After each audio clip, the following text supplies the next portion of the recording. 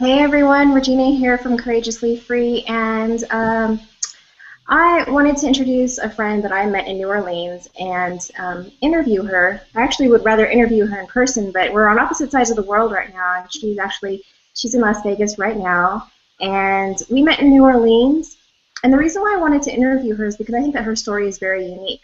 A lot of the people that I've been interviewing or that I have interviewed in the past, I've been working with already, and we're already a part of our little tribe group. And Mirabella is her name, and she's also in our tribe. But when she got started with us, she it was actually not really an accident, but we had a mastermind in New Orleans for a couple of days, and she had the opportunity to join us for free because she was doing a branding workshop with our mentor, Rhonda Swan. So I just want to introduce to you Mirabella Love. And yeah, I just wanted to say, hey, how are you doing? And I just wanted you to give us a little bit of a story about yourself, like where you come from, and really, I guess, who you are, where you're coming from, and kind of what you've been going through up until this point. I'd say, as far as, because we like to talk about our business.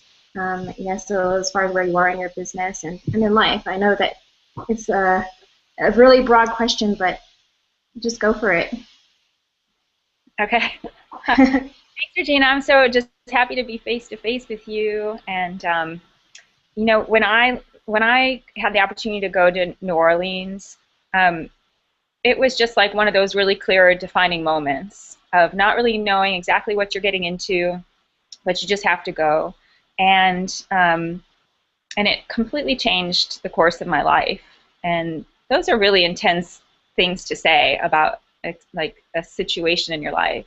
So, even just coming across the branding workshop online, I was at a place where 6 months before, not even like 5 months before, I'd walked away from my own company that I was a partial owner in. And it was a long time in the making, and that is kind of another story. But it was basically this pivotal point of needing to walk away from something that was not in my like highest divine interest. And I had another vision that I had couched in order to create somebody else's vision. And it was one of those times where you start to feel, and once I walked away, I was feeling like I had no energy left to focus on my own vision. And I didn't want to repeat the 4 years prior and do everything wrong and get to a place where I was just completely burnt out and fried. So um, I spent quite a few months just mulling in that. Like, I don't think I have anything to give. I think my kind of that thing, like my vision's going to kind of die with me. And I came across this branding workshop and just was like a yes. I just like the energy of the people, and when I get a yes, I just have to go for it. And so right away she said, "You guys are welcome to come to this workshop." I flew down there. I had very little money in my pocket. I was on like this crazy strict budget that is, I'm not used to having to have that restriction, so I'm just blessed that I got to go. And when I walked in this door of this house where all these people were staying, and I only knew their faces from having seen a video from a previous mastermind. And I walked in, and I just, like, everyone was in their seats with their laptops on their lap, like rearing to go. And I thought I was early because we're supposed to be some yoga class in advance that I missed.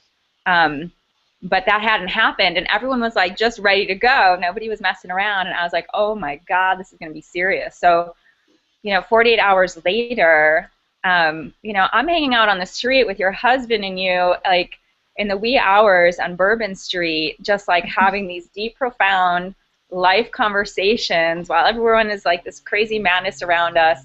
And, it took 48 hours. I was just like enmeshed into this tribe. And, I got gifted a ticket to the event over the weekend. And so I got to see what the whole business picture was about, because my thing I was telling our unstoppable family, Rhonda, that I didn't even have really a blog to put. I didn't really have a site to put my message on, and I wanted to not try to spin my wheels figuring everything out. And she's like, oh yeah, we have this thing, you can check it out if you want, but more importantly, you know, I was getting the big picture. So to kind of like make the a quick loop around it, once I left that event, and I was trying to figure out where I was going next in my life, I literally, this sounds kind of kooky, but I couldn't get all you guys out of my mind. Like, I literally was waking up in like the middle of the night with like thoughts of our conversations and thoughts of like that energy that I had. Like, it was just like such a creative, make things happen kind of energy, and I just knew I couldn't let that go. So I did everything I could. It wasn't easy. That time in between that event and the Charlotte event was a really, really trying time for me in all kinds of ways. Probably it's a story for another time, but it was like that one of those thresholds where you guys were on the other side calling me, and it was this whole tribe, and this as a way to really build my vision and have fun doing it, and you know, have a story I want to get out, have writing I want to do.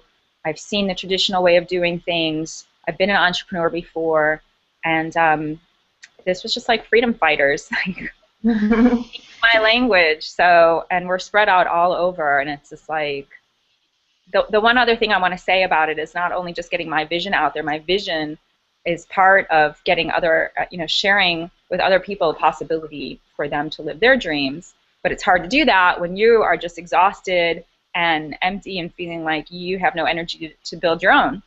So you guys kind of infused me with this energy that I can actually now continue to inspire people when they say, what are you up to, and want to be part of whatever you're doing. I've had that happen for a long time, and I didn't really have anywhere to like bring them into. I didn't have this infrastructure, and now I do. So I had to like, awesome. Like as one of our tribe members would say, you know, feed two birds with one seed. It does mess with your mind a bit, because, and I'm saying this because I'm remembering a moment when I was in Miami, which is probably the video that you saw, and I remember just being in the middle of the house with about 30 people, and we're all in each other's spaces, but it doesn't, you know, it didn't even matter, and it was really messing with my head, because I was like, this is like a dream, you know, is it really possible to go through something like this? And what I find interesting about you is that you come from a traditional business background, and so what is your take on, because I know that a lot of people ask us, we don't even understand what you're doing, you know, this is a scam. This isn't even a valid business model, and you know, and it's not really until you get onto the inside where you really see everything that goes on. So, coming from a traditional business background, what do you think about how it is now, and like, how would you, if someone came up to you and said, well, hey, this isn't a valid business model, like, what would you say? Well, the funny thing is that I have a very, very eclectic background, and I can pretty much like share the gauntlet of everything I've experienced. So I have gone from nonprofit organization to one of the top 5 consulting companies on the planet, to being a Pilates instructor and having my own studio in the heart of San Francisco, the most expensive city on the planet probably, to going back into corporate to one of the top design agencies on the planet. And then I went on a personal sabbatical and lived on the road as this gypsy muse, and was like, I'm done with like all of it, because I don't really get where I fit in anywhere, and I just kind of want to go live off the grid and just like be in my peaceful state of mind. And then I ended up getting asked to help build a brand for somebody as literally this gypsy living out of my car. And I ended up publishing a book without having any prior experience, and then I spent 4 years building a brand. And I would say the traditional route, except I didn't have a whole infrastructure with me. It was like me trying to figure out, be the CEO, and go like literally roll out of my truck in you know, Venice Beach, California, and go have meetings with billionaires actually, and talk about this whole concept in this business. So I feel like I have seen all of it. I've missed major areas. Like I completely missed the .com era. Like completely, you know, I was building a Pilates business from scratch. You know, while people were like flocking out of San Francisco because of the dot-com bust, and I was oblivious to the whole thing. But I have just gone wherever my soul takes me. I am not really clear on this corporate ladder climbing, and I didn't really want to become like the best Pilates instructor on the planet, because I realized with all of my observing through all these years that, for example, being a solopreneur, you know, something that really stuck in my head was that you could have say, make $50,000 a year in your business and have it very, very small, and then, you know, want to really inflate it and get really, really big, and still, so maybe you go to $150,000 a year, and these are like real examples I was given when I was in my, you know, in that world, and then you have like 3 times the pressure and the headache and the overhead, and you're really still only making the same amount you did when you were small and tight. And so it comes down to lifestyle, right? And the 9-to-5 world never suited me. My last corporate job was, you know, I knew I wasn't going to last more than a year, because I'm just not really cut out for that, having to show up and do some contained box. But kind of to answer your question around this business model, one thing, and I'll tell you, when I was building my last business, I had mentors. I can't even believe who's in my Rolodex, you know, literally for a girl living in her car. And seriously, and maybe, you know, I just didn't get it, you know, and I did end up walking away. But the one like bit of advice, and it wasn't even advice, the one takeaway I really got around the business world in that traditional area was that everyone was just like, well, you know, it's just business. Everyone just kind of makes it up as they go along. You know, it's too bad nobody can just tell you like how to do, you know, start here, do da da da da. Everyone had a different opinion, a different way to do it, a different like, God, just opinion. Like, this is how you should do it. This is how you should do it. And like, and I couldn't even get like, I couldn't get any definitive answers for anything. And and to me, that's a business model that more businesses fail than succeed in the traditional model. I mean, it's scary. One book that I was subject to when I was building my Pilates business actually was the E-Myth.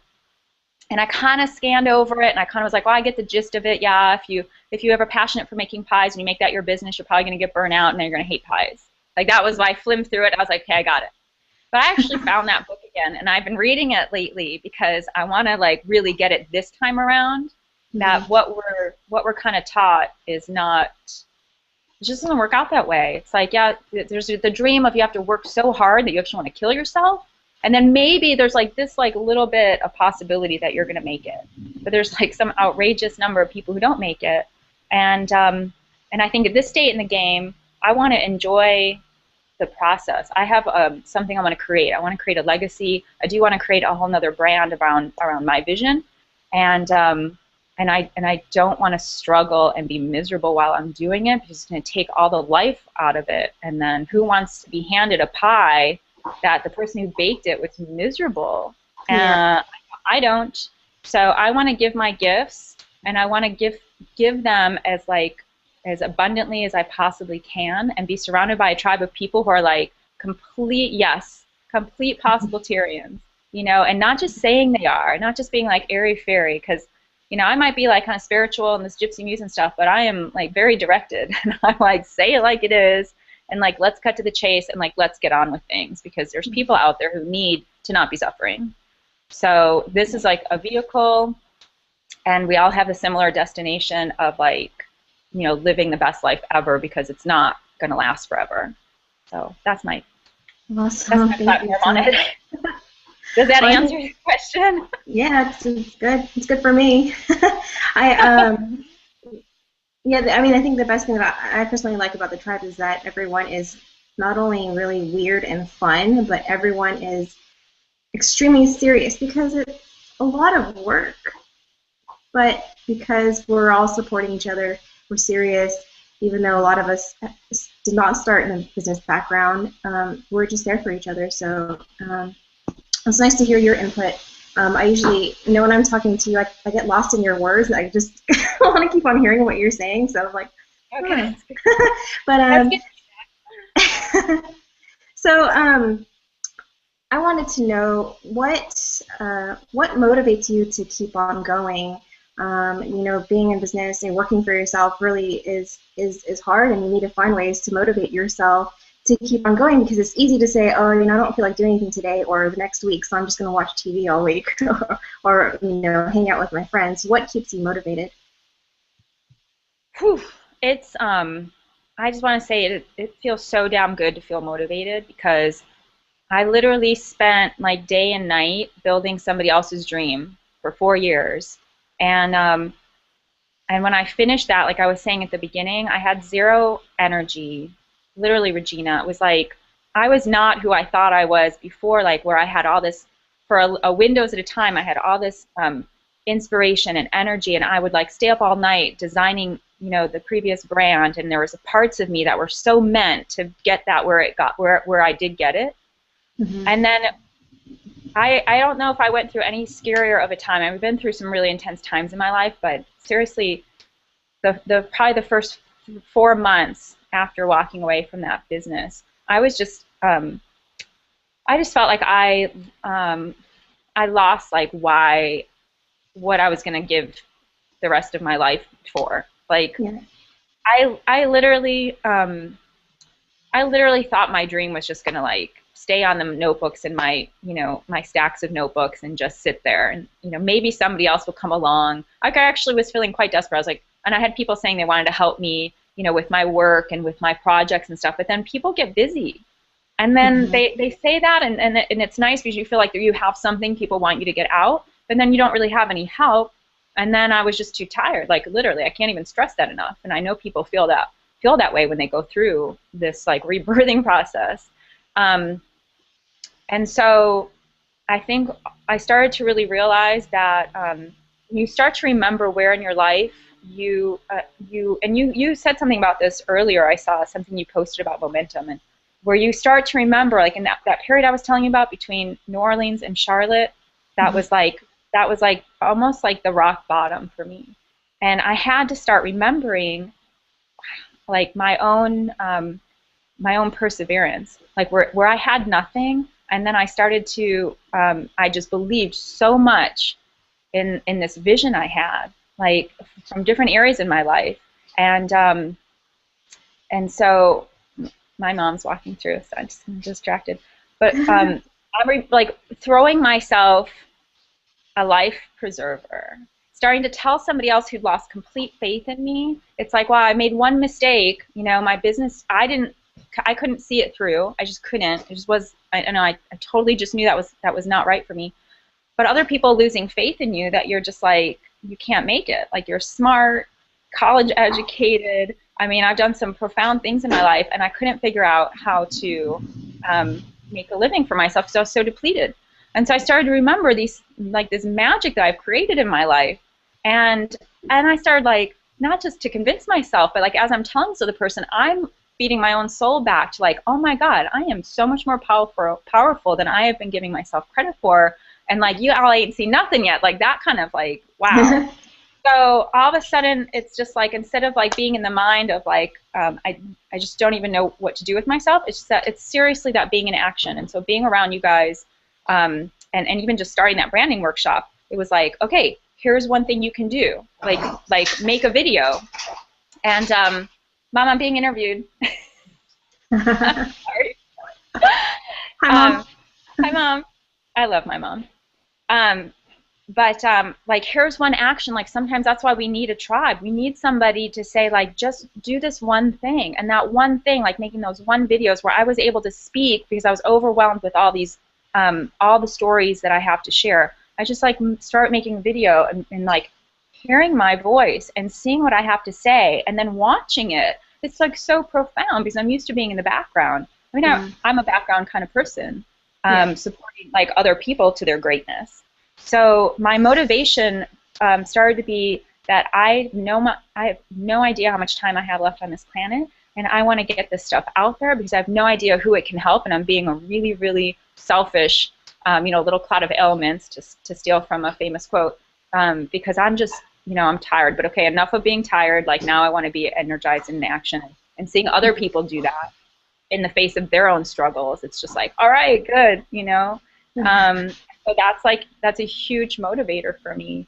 And now I'm starting to see I've discovered my creativity intensely on that last project. So now that I get to put it all into my own, like really my own baby, it's just like to see it unfold and to get people's responses, and you know, to have people respond to something that you post, you know, a video about your own life, and people who are coming out of the woodwork. So I haven't heard from in seriously 25 years, saying like, whatever you're doing, just keep doing it. Like these posts are kind of like life-saving, Wow. you know. And I was like, I haven't heard from these people since seriously high school, and I just go like, I would never have been able to reach that person before. I wouldn't even have thought about it. So there are so many motivators now that it's not about me. It is about me because it's my expression, and your soul's agenda is something that is really, really important to me. Uncover what that is. Yeah. And because of that, it becomes about other people. But I think the problem that happens with a lot of people, kind of like me, where we're very we're service oriented in the sense where like we go, well, I don't really know what my vision is for my life, and you know, I'm just sort of like in the flow. So somebody else going to come along and be like, hey, you got nothing going on. Why don't you help me with my thing? Yeah. And that's where I learned a lot. But I couldn't keep being that person. I had something bigger, and people all along that journey were telling me, you know, you've got something bigger to be doing. And I'd be like, what are you talking about? This is huge. Like what I was working on. I was like, this is big. And I don't know what you're talking about. I don't have anything to do. I don't have anything to say. Anything. You know, what's bigger than this? And then I realized that like my own soul's agenda is just way, way bigger, and that's a huge motivator. So Awesome. that's my. Yeah, I mean, I really believe that everyone is born to be great, and the fact that, you know, you're able to refine your voice and to apply everything that you've learned in your past experiences into yourself is a huge, huge, huge thing. And it's really nice to be around people who really support that, and obviously coming into your greatness and really embracing it. Your friends and your family or whoever's watching you is really seeing that, and I guess that's just proof that, you know, you just have to learn to be yourself, and sometimes we just get in our own heads, but you need to really you know, find your passion or find your voice, and it takes practice. So it's your time. Yeah. I had something pop up. I just wanted to share this because I meant to make a video about it, and then other things distracted me, and I made a video about something else. But we had a call, and this is kind of the power of being part of a tribe. We had a call the other week, and you know, for example, Rhonda was sharing a much deeper about her story than I've ever heard, and it conjured up a memory for me that was right before I walked away from my company, about like a dream that I'd had my whole life that I didn't even really realize was so big that I found myself sitting on like my third visit to a publisher, or my second visit to this publisher of a pretty major publishing house. And I had been working on a book that they proposed, and because of different situations that arose that were out of my control, I just had this memory of that moment of sitting in this restaurant with this editor, like I'm, you know, to be a published author, and I just saw it all kind of crumbling down, and it was like one of those defining moments of like, I have got to get on with my life because I can't let other people affect me moving forward. And I got so sad thinking about that memory because I was like, I don't think I fully realized how amazing it was that it was so close to a major publisher, even though it was like I self-published, and I think that's the great way to go, that it was like it was right there, and then it was not right there. And that was sort of my experience for those years in that project. And I just, like, it's taken me a long time to realize, like, what I put right in front of me now, I have sole responsibility for taking hold of it and manifesting it and making it happen. And there is really nobody else to, like, pull the rug out from under me, so to speak, which is kind of really how I felt like I was living. So coming from that place, I'm just like like, let's bring it. There's no time to say I can't do it. Yeah. Yeah. If somebody else is sabotaging you, fine. Like, after enough times, get the hell out of there, and then stop sabotaging yourself, because why would I do that to me? I mean, it was miserable to have somebody else doing that. So that's like something I'm just holding close to me to remember, you know, to stay focused. Thank you for sharing. I have one last question for you. Okay. And that is, what advice would you give someone who is really trying to get out of their own situation into something better? Maybe they're trying to get out of their 9-to-5 job. Maybe they're even stuck in a relationship, but they just want to move forward. What advice would you give them? You know, my very first video was about this starting over, the art of starting over. And walkaway power is like one of my key, I think probably one of my key messages right now, like for my life. I feel like when you know, like, you have to know it in your bones that it's time for you to walk away from something. Because if you're vacillating, when you do walk away, you're going to be stuck in that fear, and it's going to prevent you from moving forward. So what good is it to walk away from something and then be like energetically attached to it? Because when things get hard, you're going to go back to what's familiar. So I think really knowing in your bones, no matter what you have to go through on the other side, that you are committed to moving forward, and what you're moving away from was like a stepping stone and something that you grew from. So this was actually part of my original vision that I couched, like this little workbook that like I actually was given like divinely, to move away from things in my life that were no longer serving me, and I called it the map of me. So you take the relationship that you're dealing with, you know, a boss or a spouse or whoever it is, your job, and you write out the gifts and the lessons that it's brought to you in your life. And that like little paragraph, whatever, a few sentences, whatever it is, just put it out, write that down, and then write the story of that experience for you.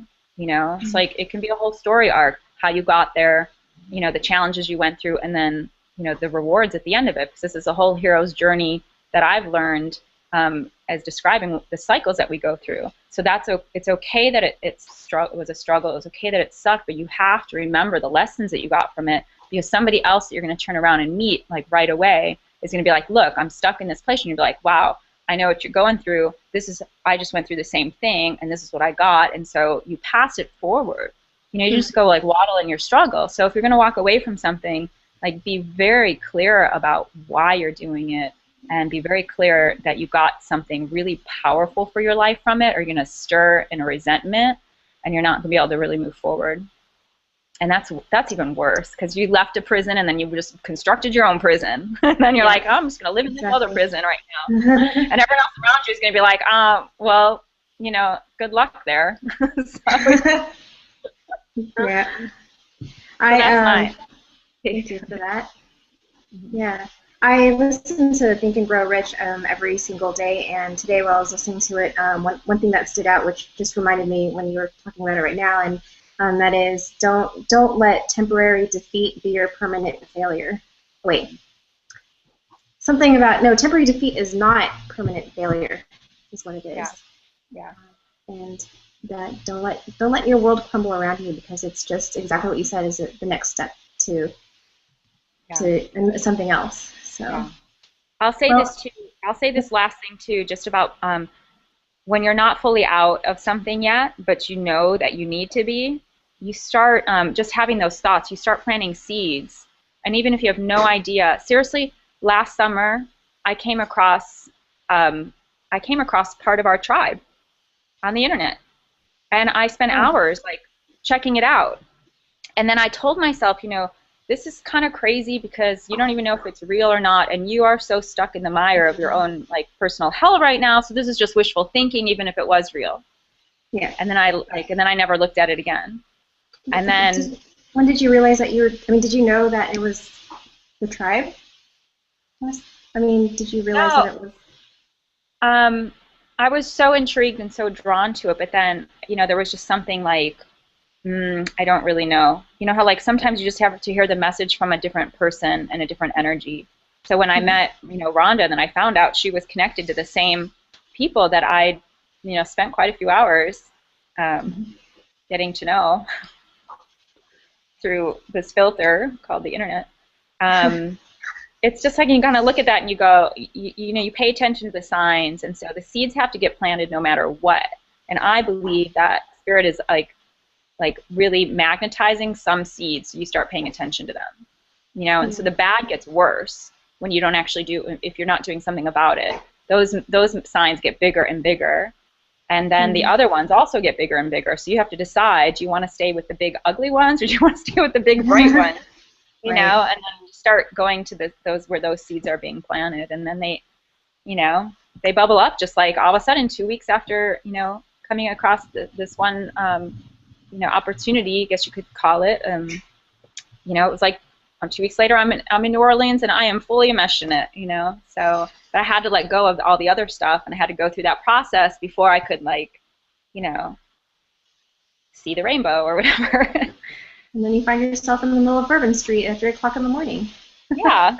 With a bunch of people you don't know. The best trip of my life. It was awesome.